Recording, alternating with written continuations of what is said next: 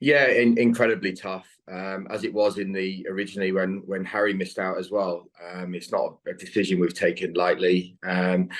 Unfortunately for Jason, we couldn't have envisaged him not playing at all in that New Zealand series. We probably at that point in the early squad had him down for opening the batting with Johnny in the World Cup and Milan giving us that cover from probably 1 to 4. But as things happen in sport, unfortunately, injuries happen. And I think for Dawid, the way he played throughout that series, talk about taking an opportunity with both hands.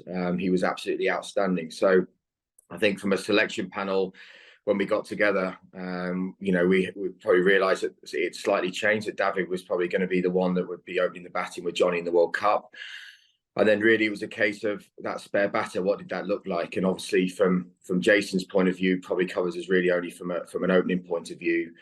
And obviously from Harry, he gives us that cover from 1 to 6, and obviously been in great form as well. So look, it's an incredibly tough decision, but on the same token, it just shows where we are at with English cricket, that there are so many tough decisions. It's a privilege to have those tough decisions, and we've had to make yet another one.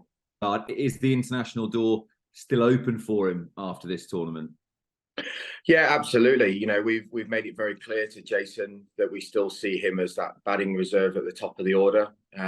So we certainly don't rule him out. Obviously, for Jason now, I'm sure he's got some thinking to do over the initial disappointment. But we've made that clear for him that if there's an injury at the top of the order, there's definitely that option for him to come in as a reserve. So I certainly hope not, but I suppose that's something we'll find out down the line.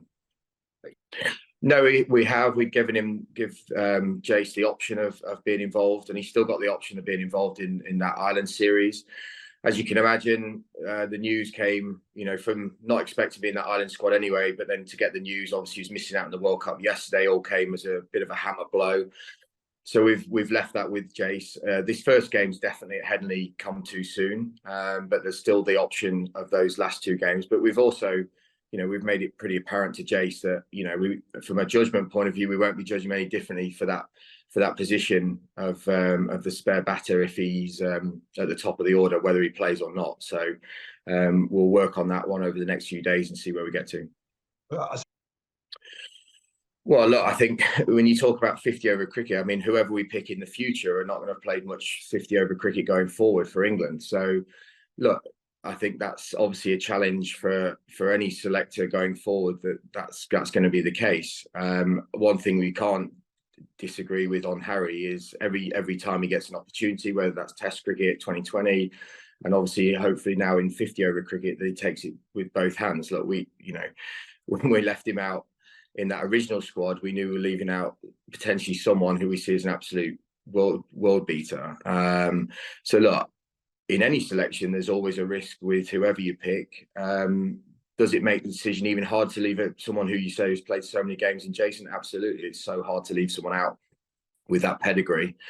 But also it was so hard to leave someone out with Harry Brook's talent as well. So look, they're really tough decisions. And look, this time, as we said, Harry's got the nod. We think he's a fantastic player. He gives us that, those options from 1 to 6, which obviously from a tactical point of view, and if there's any, short-term injuries when we're out there, probably gives us that cover we need. So look, that's the decision what we've gone for. Yeah, absolutely. Look, Joff will probably be the only one that actually travels with the team. It's a big part of Joff is this rehab and being able to bowl and have the physios around him. Like most people, probably very excited watching him bowling, along with the England guys bowling to a mitt, and he looked really good. But we still got to be very aware of where he's at, and in terms of that rehab program, it's exactly the same timescale as where we were, but. I think for him, the best thing he can do is travel with the team, keep his fitness going, have those physios around him. But it was great to see him being back part of the team. And, we'd love to have him back as soon as possible. But, the same thing still exists. He still had this injury and we've got to do it right by him as well. Thanks. Yeah, I think it's just the way that he's conducted himself, the way that he played this summer. I think in that group, people look up to him as a leader as well. And I think, we've only seen the way that he handles himself around that group in Test cricket. He's been hugely impressive, and we see leadership potential in him, as others. You know, obviously Ben Duckett's done a lot in other forms, which is why he's going to be vice captain.